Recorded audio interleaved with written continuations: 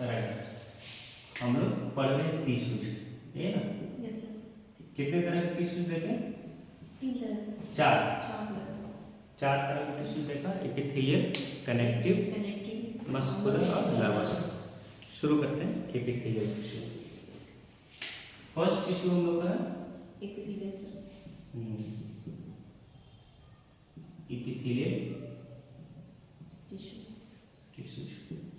Epithelial tissues, इसी को हम लोग बोलते हैं एपिथेलियम। एपिथेलियल टिश्यू, इसी को बोलते हैं क्या? एपिथेलियम। हाँ देखो, एपिथेलियल टिश्यू या एपिथेलियम है, ये सिंगल लेयर या मल्टी लेयर में होगा। कैसे होगा? सिंगल लेयर में होगा, मल्टी लेयर। सिंगल लेयर का मतलब एक पतला सा थिन शीट होगा जिसमें नंबर ऑफ सेल्स अरेंज होगा एक ही लेयर में, और मल्टी लेयर कहने का मतलब एक के ऊपर एक लेयर होगा। अगर रफ डायग्राम देखेंगे, एपिथेलियल टिश्यू एक पतला सा थिन शीट पे इस तरह से सेल्स का अरेंजमेंट होगा, तो ये सिंगल लेयर है। Yes sir. इसको हम लोग बोलते हैं सिंपल एपिथेलियल टिश्यू। और मल्टी लेयर होगा, एक के ऊपर एक होगा, है ना, दोनों बनता है टिश्यू में। Yes sir. तो ये हो जाएगा आपका कॉम्प्लेक्स कॉम्प्लेक्स एपिथेलियल टिश्यू। कहने का मतलब है कि सारा सेल्स एक पतला सा ऐसे थिन शीट में अरेंज होगा एक लेयर पे, तो ये सिंपल एपिथेलियल टिश्यू है। और अगर सेल्स एक के ऊपर एक अरेंज होकर बहुत सारे लेयर्स बनाएगा तो ये कॉम्प्लेक्स होगा। है ना क्लियर? तो हम लोग बोल सकते हैं कि एपिथेलियल टिश्यू जिस सेल से बना होता है उसे हम लोग एपिथेलियल सेल कहते हैं। क्या कहते हैं? Epithelial cell. और सारा सेल सिंगल लेयर में अरेंज होगा या फिर मल्टी लेयर में। ठीक, तो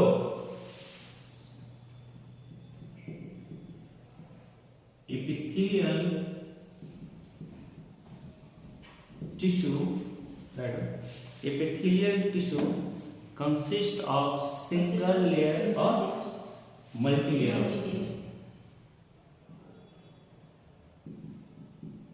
Consist of single layer of multi layer.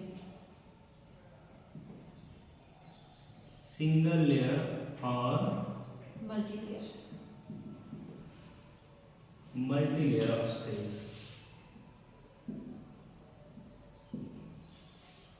क्या था क्लियर? सिंगल लेयर और multi layer of cells arrange होगा। ठीक है, ये क्लोजली पैक्ड होगा, टाइटली पैक्ड होगा। समझो, एक लाइन लिखता हूं, विच आर क्लोजली पैक्ड। समझना, अगर ये टिश्यू है ना, तो दो सेल के बीच में स्पेस नहीं देखने को मिलेगा। क्या? दो सेल के बीच में स्पेस नहीं देखने को मिलेगा, यानी इंट्रा सेलुलर स्पेस देखने को नहीं मिलेगा, टाइटली पैक्ड होगा। दो सेल के बीच में अगर स्पेस देखने को मिलेगा तो सेल्स का अरेंजमेंट कुछ इस तरह से होगा।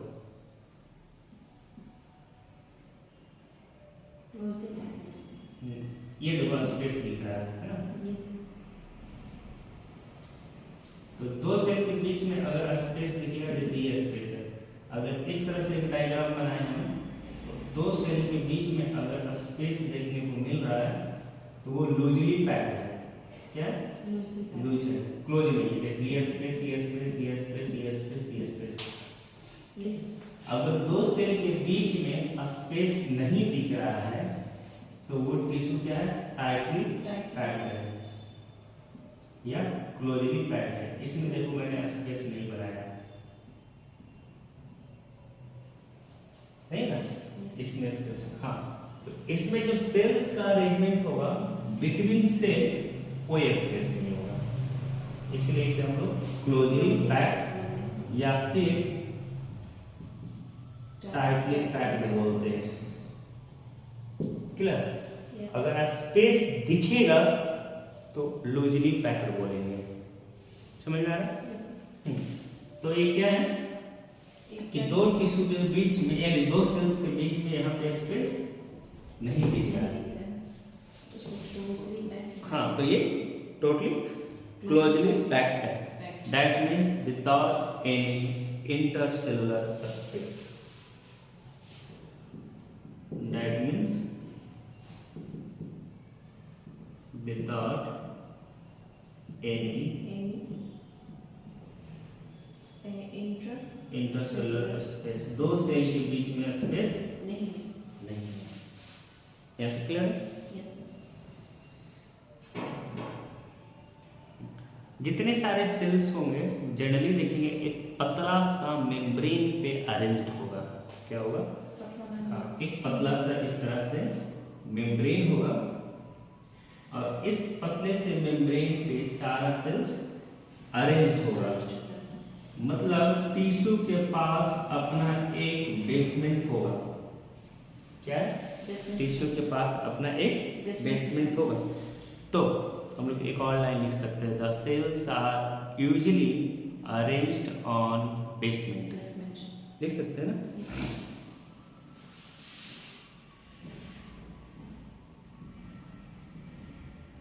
The cells are usually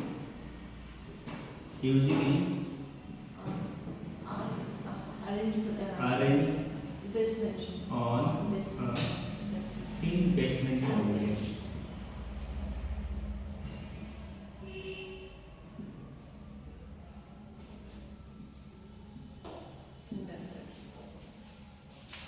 ये देखिए, चलिए आगे।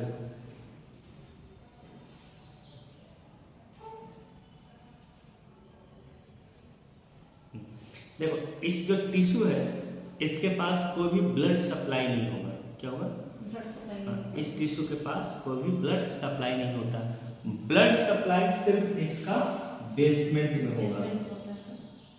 ठीक है, ये जो पतला सा थिन जो लेयर है ब्लड का सप्लाई वही होता है और टिश्यूज के पास न्यूट्रिएंट्स डिफ्यूजन की मदद से एक सेल से दूसरे सेल, दूसरे सेल से तीसरे सेल में ऐसे पहुंचता है। यानी डायरेक्ट ब्लड है इस सेल तक नहीं पहुंचेगा, इसके नीचे जो लेयर बना हुआ है ब्लड का सप्लाई वहीं तक होगा और उसमें न्यूट्रिएंट्स वगैरह ब्लड जो सप्लाई करेगा जो भी मटेरियल, उसके बाद डिफ्यूजन या ट्रांसपोर्टेशन के प्रोसेस से आगे तक जाएगा। क्या देखिए, तो यहाँ से एक लाइन और निकल के आता है, epithelial tissue does not have any blood supply. ठीक है,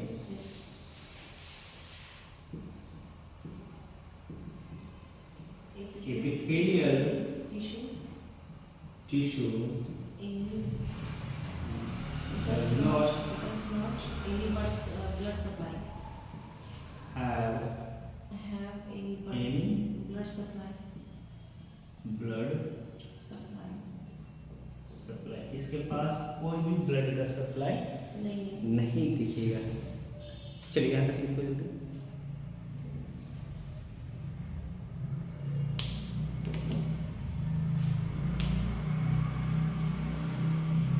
ये होता कहाँ है?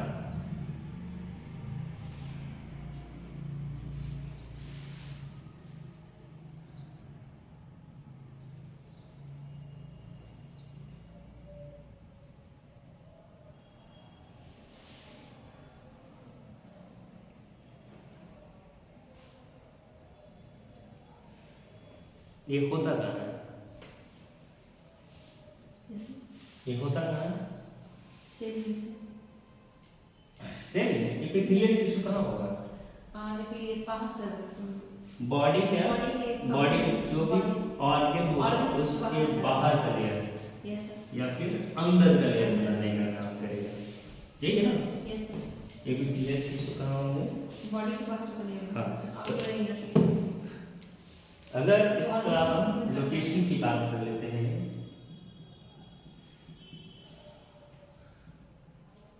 तो एपिथेलियल टिश्यू बॉडी के बाहर का लेयर या अंदर का लेयर बनाने का काम करेगा। तो एपिथेलियल टिश्यू लाइन होगा ऊपर या cover the external and internal structure of human body.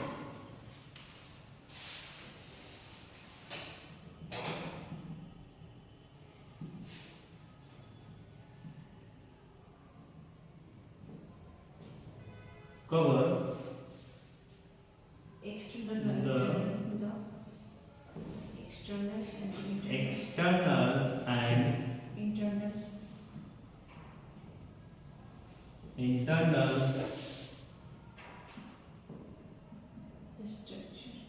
structure of human body. human body। कहाँ एक्सटर्नल होगा और कहाँ इंटरनल होगा, इस पॉइंट को हम लोग देख लेते हैं। Yes.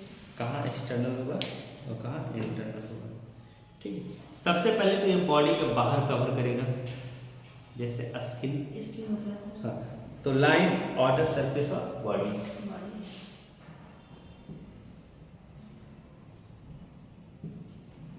Outer surface of body surface of body body, body का आउटर सरफेस तो skin sir that is that is skin skin. और कहाँ होगा? और स्किन होता है सर और हेयर स्किन होता है और कहाँ होगा? मसल सर नहीं स्किन होता है हेयर नहीं, बॉडी का आउटर लेयर स्किन बना दिया। और देखो देखो बॉडी के जो ऑर्गन्स होगा और उसका आउटर लेयर बनाने का काम करेगा। ठीक है, क्या हो बॉडी का ऑर्गन्स का।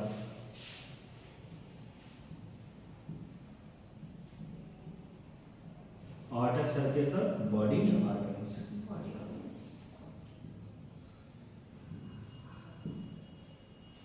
और कहाँ होगा? स्केलेटल सर गैस्ट्रोइंटेस्टाइनल ट्रैक्ट जानते हैं? Urinary tract, gastrointestinal tract, gastrointestinal tract.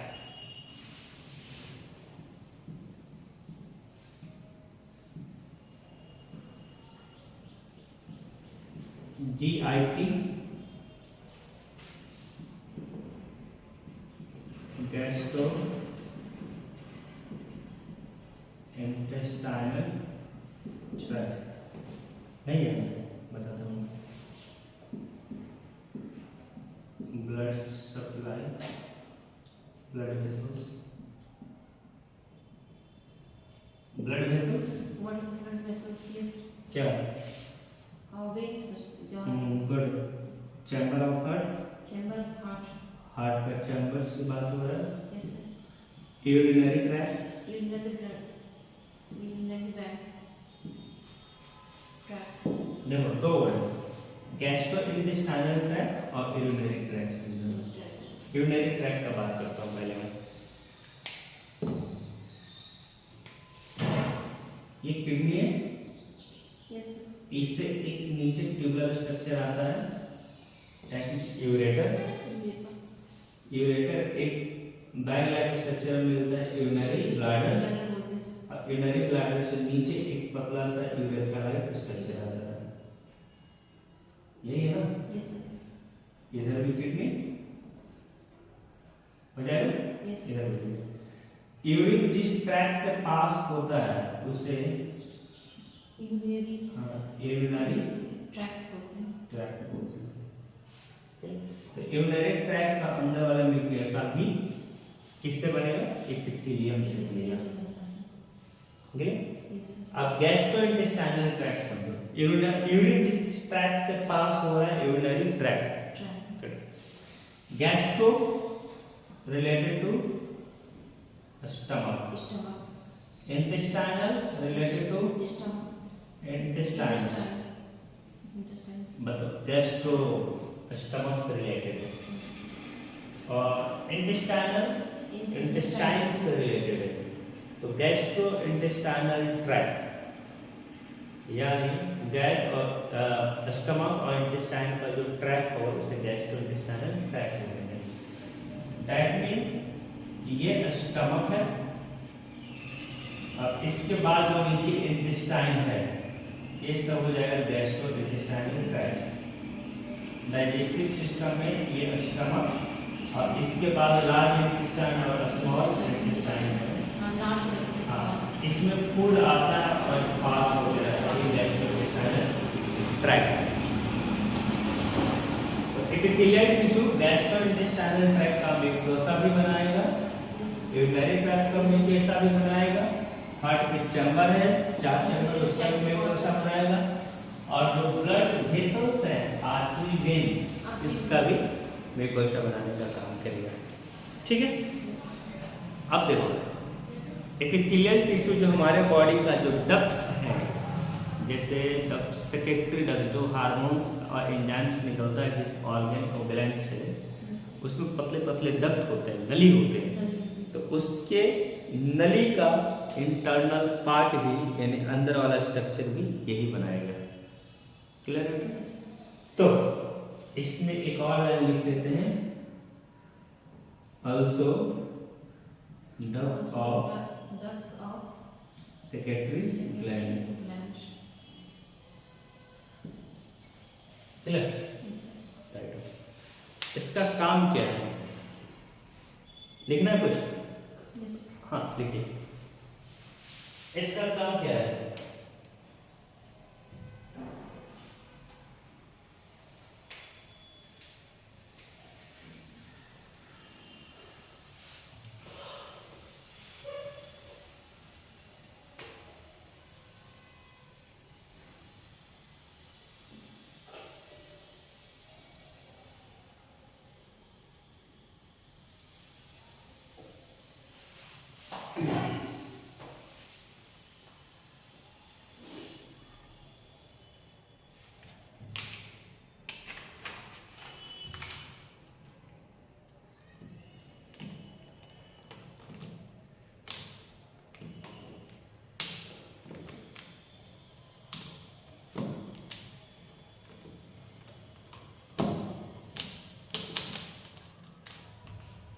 बेटा एपिथेलियल टिश्यू का काम बताइए, फंक्शन।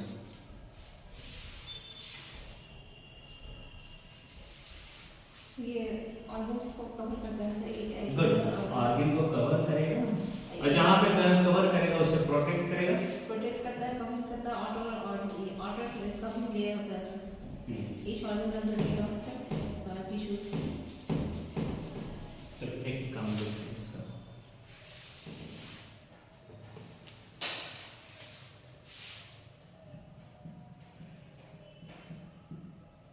इसका फंक्शंस देखते हैं। ठीक है, पहला फंक्शन है प्रोटेक्शन। क्या? प्रोटेक्शन। दैट मीन्स ये प्रोटेक्ट करेगा, जिस भी ऑर्गन को कवर कर रखा है उसे प्रोटेक्ट करेगा, इंजरी होने से यानी डैमेज होने से बचाएगा, बैक्टीरिया से बचाएगा, या फिर कोई केमिकल रिएजेंट है वो सबसे बचाने का काम करेगा। यानी फर्स्ट फंक्शन है प्रोटेक्शन। सेकंड फंक्शन हो जाएगा कवरिंग। Protection and covering. ये देखो सेक्रेटरी डक्ट जो हार्मोन्स और एंजाइम सीक्रेट करने वाले हैं उसके ये डक्ट भी बना रहा था। तो कुछ एपिथेलियल टिश्यू सेक्रीशन में इन्वॉल्व होता है। क्या होता है? सेक्रीशन। कुछ डाइजेस्टिव जूस या एंजाइम सीक्रेट करने का भी काम करता है। तो इसका थर्ड फंक्शन हो जाएगा सेक्रेशन।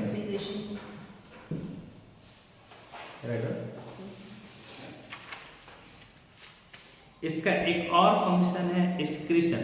यूरिनरी ट्रैक्ट में यूरिन वगैरह ये सब देख रहे थे, किडनी और स्किन भी एक है, जो स्किन भी हमारे बॉडी से एक्सक्रीशन होता है, यानी सेबेसियस ग्लैंड के द्वारा देखेंगे तो स्वेट यानी पसीना या वैक्स वगैरह ये सब निकलता है।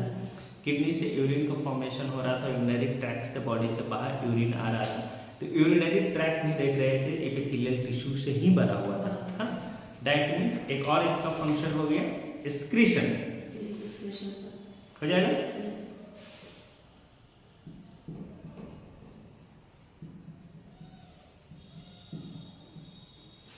इसका एक और फंक्शन है अब्जॉर्प्शन। देखो गैस्ट्रोइंटेस्टाइनल ट्रैक्ट इससे बना हुआ था। तो हमारे बॉडी में न्यूट्रिएंट्स सबसे ज्यादा एब्जॉर्ब होता है तो इंटेस्टाइन में होता है। इंटेस्टाइन में ही न्यूट्रिएंट्स सबसे अधिक एब्जॉर्ब होता है। तो वहाँ पे ये क्या करता है, न्यूट्रिएंट्स को इंटेस्टाइन में एब्जॉर्प्शन में मदद करता है। तो ये एब्जॉर्प्शन इसका एक और फंक्शन हो गया। राइट। एक और है लुब्रिकेशन।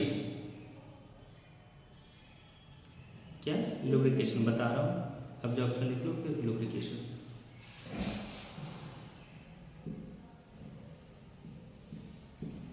लुब्रिकेशन समझते हैं, चिकनाहट देने का काम है। देखो ये लंग्स है, मान लीजिए ये लंग्स है। लंग्स के बाहर एक लेयर है, याद है? Yes sir. इस लेयर का नाम है प्लूरा। ठीक है।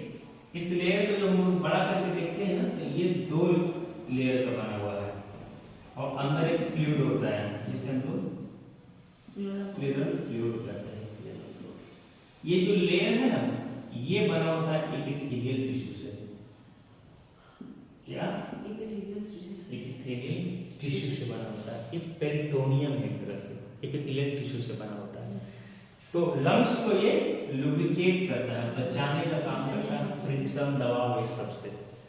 ठीक है। तो ये लुब्रिकेशन का भी काम कर रहा है। क्या तक क्लियर है? अब इसका एक और काम है, ये सेंसरी फंक्शन का तरह काम करता है। सेंस ऑर्गन हमारे बॉडी में कौन कौन है? आई, नोज, ईयर्स, टंग और स्किन। स्किन इससे बन रहा है। सेंसरी ऑर्गन की तरह सेंस रिसीव करेगा। टंग का जो आउटर लेयर है, टेस्ट बड, टंग के जैसे छोटे छोटे बड्स होते हैं, है ना, टंग पे छोटे छोटे बबल की तरह, वो टेस्ट बड है, टेस्ट को रिसीव करने का काम करता है। और टेस्ट बड भी इसी से बना होता है, स्किन भी इसी से बना है। दैट मींस ये सेंसरी फंक्शन है इसका, सेंस को रिसीव करने में मदद करेगा।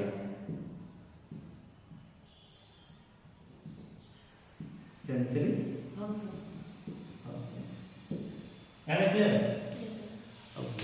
नेक्स्ट क्लास में क्लासिफिकेशन देखेंगे। दैट मींस एपिथेलियल टिश्यू को 2 पार्ट में, सिंपल और कॉम्प्लेक्स में डिवाइड किया गया। सिंपल को हम लोग देखेंगे 5 पार्ट और कॉम्प्लेक्स को 4 पार्ट में डिवाइड किया गया। यानी एपिथेलियल 9 ग्रुप में डिवाइडेड है। ये टोटल पड़ेगी, बहुत लंबा क्लास चलेगा। समझ में आ रहा है? हाँ, जब यहाँ से एक चीजें क्लियर अब हो रही है कि हमारा बॉडी का कौन सा पार्ट कौन सा चीज से बना है और कैसे काम करेगा, हो रही है क्लियर? जैसे स्किन किससे बना है? तो एपिथेलियल से बना हुआ है। टेस्ट बड किससे बना है? तो इससे बना है। एपिथेलियल एब्जॉर्प्शन का भी काम कर रहा है। तो क्लास इन ये ह्यूमन एनाटॉमी फिजियोलॉजी के होते होते आप बॉडी को अच्छे से समझ जाएंगे कि काम कैसे कर रहा है। अगर कोई एबनॉर्मलिटीज है तो कौन सा टिश्यू या ऑर्गन डैमेज होगा, सब क्लियर हो जाती है। समझ में आ रही है? ओके।